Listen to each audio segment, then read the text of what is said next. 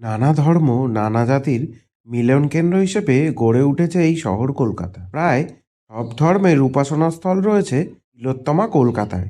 আর সেই সব উপাসনাস্থল বহন করে চলেছে এক ঐতিহ্য, যা জুড়ে গিয়েছে কলকাতার ইতিহাসের সঙ্গে। আমি এখন রয়েছি সেন্ট পল ক্যাথিড্রাল যে গির্জা আছে তার সামনে। তো চলো ঘুরে দেখি ক্যাথিড্রাল চার্চটা কেমন। এটা কিন্তু অনেক বড়। তো আমি ভিডিওতে A to Z সমস্ত কিছুই বলে দেবো, তোমরা শেষ পর্যন্ত দেখতে থাকো, তাহলেই কিন্তু বুঝে যাবে যে এখানে কিভাবে আসবে, কটা থেকে কটা পর্যন্ত খোলা থাকে, টিকিট মূল্য কত, সমস্ত তথ্যই কিন্তু এই ভিডিওতে আমি বলে দেবো।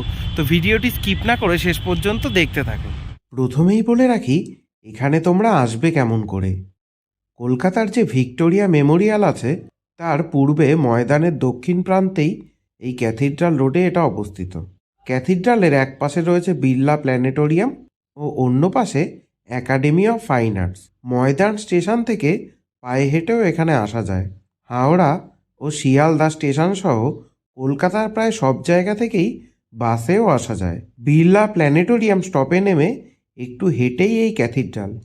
হাওড়া, শিয়ালদা বা কলকাতা স্টেশন থেকে বা বিমানবন্দর থেকে যে কোনো জায়গা থেকেই তোমরা প্রাইভেট গাড়ি, ওলা, উবের করেও এখানে আসতে পারো। ক্যাথিড্রালের মেন গেট দিয়ে প্রবেশ করেই তোমরা ডান পাশে টিকিট কাউন্টার পেয়ে যাবে। এটাকে ঠিক টিকিট কাউন্টার বলবো না, কারণ এখানে যেই টাকাটা দেওয়া হয় সেটা ডোনেশন হিসেবেই কিন্তু দেওয়া হয়।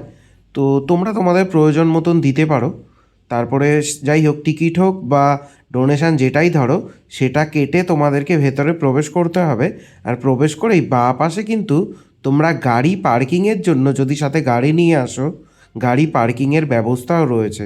আর গাড়ি পার্কিংয়ের ঠিক সামনেই রয়েছে একটা সুন্দর ফুলের বাগান, যেটা কিন্তু এই যে সিজনের ফুল বলো বা বাৎসরিক যেই সমস্ত ফুলগুলো হয়, তো সেগুলো দিয়ে খুব সুন্দর ডেকোরেশন করে পরিষ্কার পরিচ্ছন্নভাবে কিন্তু সাজানোও রয়েছে। সপ্তাহে 7 দিনই কিন্তু এই চার্চ খোলা থাকে, সকাল 10টা থেকে সন্ধ্যা 6টা পর্যন্ত। সারা বছর জুড়েই কলকাতার এই সেন্ট পল ক্যাথিড্রালে মানুষ আসতে থাকে ঘুরতে, কিন্তু ডিসেম্বর বা বড়দিনের দিন কিন্তু বেশিরভাগ মানুষই এখানে আসে এই সেন্ট পল ক্যাথিড্রালে ঘুরতে বা সেন্ট পল ক্যাথিড্রাল দেখতে। চলো এবার জেনে নেওয়া যাক কলকাতার এই সেন্ট পল ক্যাথিড্রাল গির্জার ইতিহাস। এই গির্জার সঙ্গে জড়িয়ে রয়েছে ঔপনিবেশিক ইতিহাস। শুধু ধর্মীয় দিক থেকেই নয়, স্থাপত্যের দিক থেকেও এর গুরুত্ব অপরিসীম। ইন্দোগথিক স্থাপত্যের অন্যতম শ্রেষ্ঠ নিদর্শন এই গির্জা। এটি কলকাতার বৃহত্তম ক্যাথিড্রাল, ভারতের অন্যতম প্রধান ক্যাথলিক গির্জা। ব্রিটিশ সাম্রাজ্যের অধীনস্থ যতগুলো দেশ ছিল তার মধ্যে ভারতের এই কলকাতা শহরেই প্রথম তৈরি হয় এই ক্যাথিড্রাল। 1819 সালের তৎকালীন গভর্নর জেনারেল মার্কুইস অফ হেস্টিংসের অনুরোধে সামরিক ইঞ্জিনিয়ার উইলিয়াম ফোর্বস এই গির্জার নকশা তৈরি করেন। সেই নকশা অনুযায়ী ক্যাথিড্রাল নির্মাণ অত্যন্ত খরচ সাপেক্ষ বলে এই ব্যাপারে আর এগোনো হয়নি। পরে 1832 সালে বিশপ ড্যানিয়েল উইলসনের উদ্যোগে ক্যাথিড্রাল নির্মাণের প্রকল্প পুনরায় গৃহীত অনুরোধে উইলিয়াম ফোর্বস আবার নকশা প্রস্তুত করেন। নরউইচ ক্যাথিড্রালের আদলে সেন্ট পল গির্জার টাওয়ার ও মোচাকৃতি চূড়াটির রূপদানে তাকে সাহায্য করেছিলেন C.K. রবিনসন। 1839 অক্টোবর ক্যাথিড্রালের শিলান্যাস হয়। ঠিক 8 বছর পরে ওই গির্জা সর্বসাধারণের জন্য খুলে দেওয়া হয়। ঐতিহাসিক এই গির্জাটি দেখতে সারা বছরই কিন্তু ভিড় থাকে প্রচুর। বড়দিনের সময় আগেই বলেছি যে প্রচুর লোক আসে, কিন্তু বড়দিন ছাড়া বা ডিসেম্বর মাস ছাড়াও সারা বছর প্রচুর মানুষ এখানে আসে। কেউ পরিবার নিয়ে তো কেউ প্রিয়জন নিয়ে, আর সবাই কিন্তু এই বাইরে এখানে কিন্তু সেলফি বা ফটো তোলে, ভিডিও করা যায়। কিন্তু মেন গেট দিয়ে তোমরা যখন এন্ট্রি নেবে তারপর থেকে এই চার্চে ঢোকার আগে পর্যন্ত তোমরা ফটো বা সেলফি নিতে পারলেও ভেতরে কিন্তু ছবি বা ভিডিও করা সম্পূর্ণভাবে নিষিদ্ধ। বাইরে থেকে ভেতরটা যতটুকু দেখানো সম্ভব আমি তোমাদের দেখানোর চেষ্টা করছি।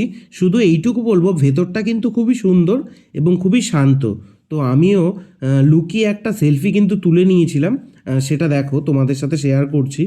আর প্রচুর মানুষ এসেছে, বিভিন্ন ধর্মের মানুষ কিন্তু এখানে অবাধ প্রবেশ করতে পারে, কোনো বাধা নিষেধ কিছুই নেই।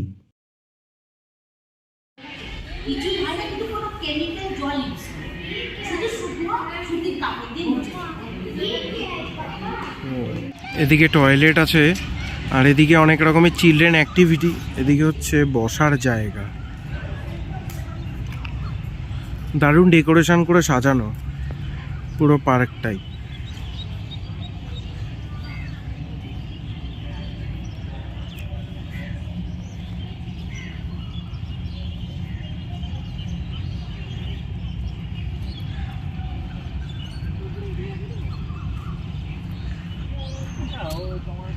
এই জায়গাগুলোতে বসার জন্য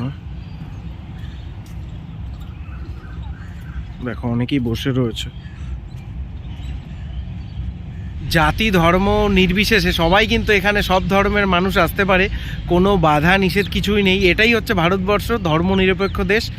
আর মানে বিভিন্ন জাতি ধর্মের মানুষ কিন্তু একত্রে বসবাস করে আমাদের এই দেশে। তো তারই একটা তুমি দেখতে পারলে যে সেন্ট পল ক্যাথিড্রাল যেটা আছে, এটা খ্রিস্টান ধর্মের চার্চ হলেও এখানে কিন্তু হিন্দু মুসলিম খ্রিস্টান সবাই আসছে। তো একটা দারুণ জায়গা, পর্যটকদের মানে একটা আকৃষ্ট করে এই সেন্ট পলস যে ক্যাথিড্রাল আছে সেই বা চার্চ যেটা আছে, তো সেইটা কিন্তু পর্যটকদের খুবইভাবে আকৃষ্ট করে। কমেন্ট করে জানাতে ভুলবে না ভিডিওটি তোমাদের কেমন লেগেছে। আর চ্যানেলে যদি নতুন হয়ে থাকো চ্যানেলটি অবশ্যই সাবস্ক্রাইব করে পাশে থাকা বেল আইকনটি প্রেস করে দেবে পরবর্তীকালে এই ধরনের ভিডিও সবার আগে দেখার জন্য। আর ভিডিওটা প্রচুর পরিমাণে শেয়ার করো যাতে তোমার পরিচিত মানুষ সবাই এই জায়গাটা সম্পর্কে জানতে পারে।